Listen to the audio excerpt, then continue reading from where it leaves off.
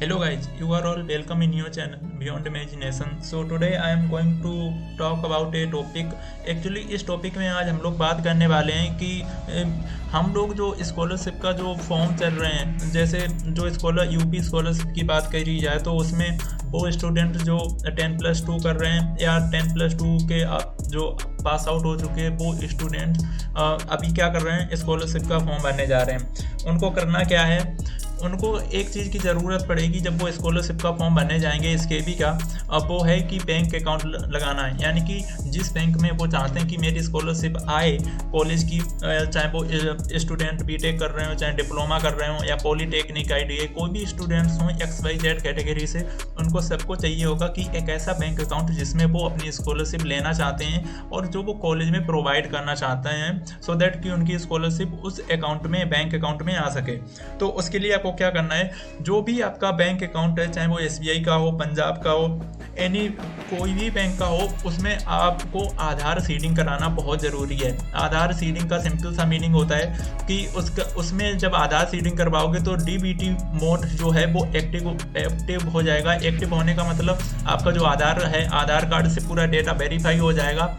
जब आपका लिंक हो जाएगा जिसमें आपका अकाउंट ओपन है, तो जब भी वो जब गवर्नमेंट अपनी स्कीम, कोई भी स्कीम से अगर पैसा ट्रांसफ़र करेगी तो आपकी उसी अकाउंट में चला जाएगा बिना किसी फ्रॉडगिरी के कि आपका पैसा ये वेरीफाई करना पड़े, रीचेक करना पड़ेगी ये अकाउंट आपका है कि नहीं। इस वजह से आधार सीडिंग बहुत कंपलसरी है। बिना आधार सीडिंग के आपके अकाउंट में पैसा नहीं आ सकता, ठीक है। तो ये इसलिए इम्पोर्टेंट है कि आपको आधार सीडिंग करवानी ही पड़ेगा। बिना आधार सीडिंग के आपके अकाउंट में पैसे नहीं आने वाले, चाहे स्कॉलरशिप हो या फिर कोई और गवर्नमेंट की कोई भी स्कीम चल रही हो। तो वो सारी चीज़ों का अगर लाभ लेना है तो आधार सीडिंग करवानी पड़ेगी। अब हम लोग देखने वाले हैं कि ऐसे कौन से रास्ते हैं जिससे हम लोग आधार सीडिंग कर सकते हैं। आपके पास दो ऑप्शन है, या तो आप ऑनलाइन माध्यम से आधार सीडिंग कर सकते हैं जो भी बैंक है आपके पास, या फिर आप उसी बैंक में जाके आधार सीडिंग करवा सकते हैं। अगर यहाँ पे कुछ पॉइंट्स देख लें, Aadhaar seeding is a process by which Aadhaar number of residents are included in the service delivery database of service providers for enabling duplication of database and Aadhaar based authentication during service delivery. Because वहाँ पर ये problem नहीं आती कि यार ये जो बंदे के अकाउंट में पैसा मैं भेज रहा हूँ, गवर्नमेंट जो भेज रही है वो दूसरे पर्सन का तो नहीं है, ये प्रॉब्लम नहीं आती। इससे ये कंफर्म हो जाता कि हाँ, जिस पर्सन को हमने सिलेक्ट किया है उसी के अकाउंट में ये पैसा जाने वाला है। तो पहले फ्रॉडगिरी होती थी, कोई अपना अकाउंट देने की बजाय दूसरे का अकाउंट लगा देता था। उन चीज़ों को जस्टिफाई करने के लिए, वेरीफाई करने के लिए इस नियम को लाया गया है। अब हम लोग देखने वाले हैं कि अगर आपको आधार सीडिंग करनी है तो कैसे कर सकते हैं। सबसे पहले आपको गूगल वेबसाइट पे चले जाना है। गूगल वेबसाइट पर जाते ही आपको यहाँ पर टाइप करना है, जैसे सपोज अगर वहाँ पर टाइप करना है, आपको टाइप क्या करना है, जैसे अगर किसी का भी बैंक अकाउंट अगर SBI में है तो उसको क्या करना है, सिंपली टाइप करना है यहाँ पे SBI NPCI लिंक ऑनलाइन, ठीक है। जैसे ही आप इतना टाइप करोगे SBI NPCI लिंक ऑनलाइन, तो आपको एक नया पोर्टल ओपन होगा और फर्स्ट वेबसाइट आपको आएगी भारत आधार सीडिंग इनेबल, ठीक है। SBI.co.in करके होगी। आपको यहाँ पर देखना होगा ये एक ऐसा कुछ वेबसाइट आपको ओपन करके आएगी और नीचे उसमें लिखा होगा भारत आधार सीडिंग इनेबलर, ठीक है। वहाँ पर आपको कुछ पॉइंट्स देखने होंगे। पहले आप चेक कर सकते हैं कि चेक आधार सीडिंग स्टेटस, क्योंकि पहले से तो आधार आपके सीडिंग तो नहीं है, पहले ही से बैंक में लिंक तो नहीं है।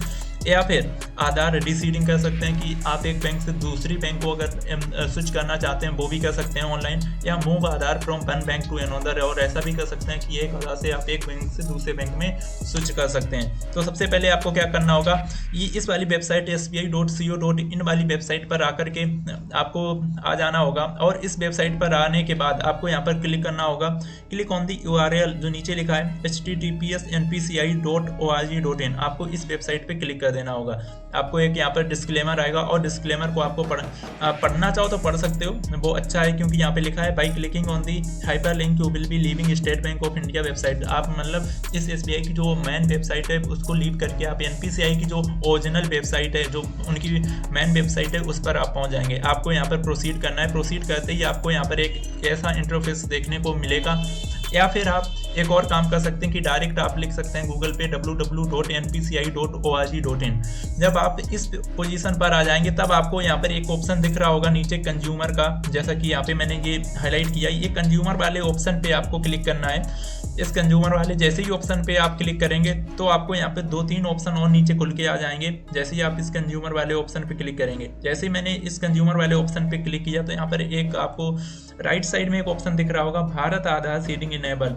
ठीक है, BASE की फुल फॉर्म है भारत आधार सीडिंग इनेबलर। तो इस पे आपको क्लिक करना है। जैसे ही आप इस भारत आधार सीडिंग इनेबलर पर क्लिक करेंगे आपको एक नया इंटरफेस खुल के मिलेगा और वो इंटरफेस कुछ इस तरीके का होगा। आपको यहाँ पे क्या टाइप करना होगा, आपको सबसे पहले यहाँ पे अपना आधार नंबर डालना होगा और नीचे जो भी कैप्चा है, जैसे सपोज यहाँ पे ये कैप्चा है 3W, जो भी कैप्चा आपको दिख रहा है 3W T और J और Y और R, और सपोज करो आपके पास कोई एक आधार नंबर भी है, आधार नंबर आपको यहाँ पे डाल देना है।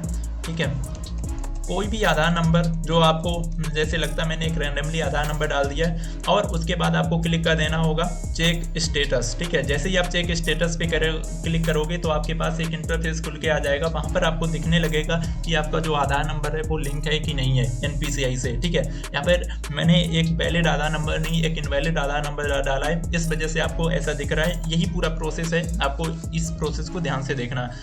अगर आपको ये प्रोसेस काम नहीं करता तो एक सेकेंड ऑप्शन और है, वो भी आप इसमें देखते जाओ। सेकेंड ऑप्शन में क्या करना है आपको, सेकेंड ऑप्शन में आते ही आपको सबसे पहले यहाँ पर गूगल पे टाइप करना होगा UIDAI। ठीक है, ये UIDAI जैसे ही आप क्लिक करोगे, ये एक्चुअली आधार की वेबसाइट, मेन वेबसाइट है।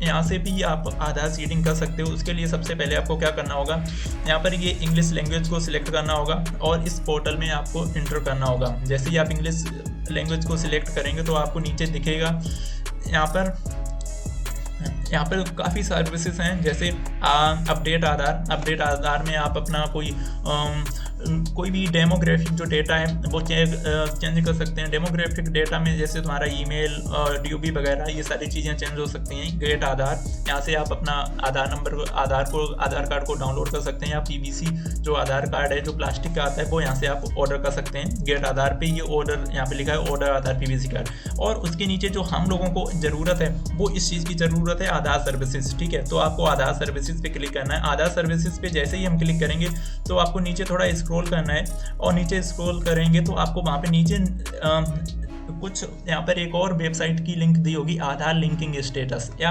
आधार लिंकिंग स्टेटस। ठीक है, ये दो चीज़ें दिखेंगी।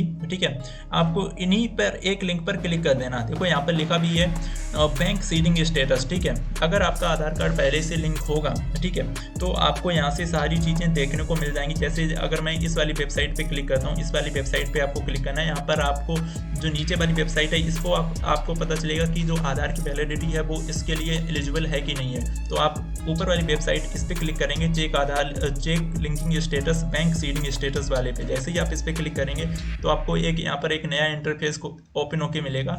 और यहाँ पर भी आपको कुछ नहीं करना है, यहाँ पर भी आपको लॉगिन करना है। सबसे पहले लॉगिन करेंगे तो आपको पहले आधार नंबर डालना पड़ेगा, कोई भी आधार नंबर है, जो भी आपका आधार नंबर, और नीचे इसमें कैप्चा डालना पड़ेगा। ठीक है, जो भी कैप्चा, जैसे ही कैप्चा डालेंगे यहाँ पर, ठीक है, तो आपका यहाँ पर जो भी स्टेटस होगा, अगर पहले से लिंक होगा तो वो यहाँ पर लिंक हो जाएगा, अगर लिंक नहीं होगा तो वो बता देगा कि किस कैटेगरी से लिंक नहीं है। आप जैसे ही सेंड OTP पे क्लिक करेंगे, आपका आधार कार्ड जिस नंबर से लिंक होगा उस पर एक OTP जाएगा और आपको OTP डाल के लॉगिन कर लेना होगा। So this was the information I just want to share in this video. ये पूरा प्रोसेस रहने वाला कि अगर आपको अपने घर बैठे आपको अगर आधार सीडिंग करनी है किसी भी बैंक से, DBT माध्यम से या NPCI माध्यम से, तो ये पूरा प्रोसेस होने वाला है। So thank you guys for today and we will see you in another video.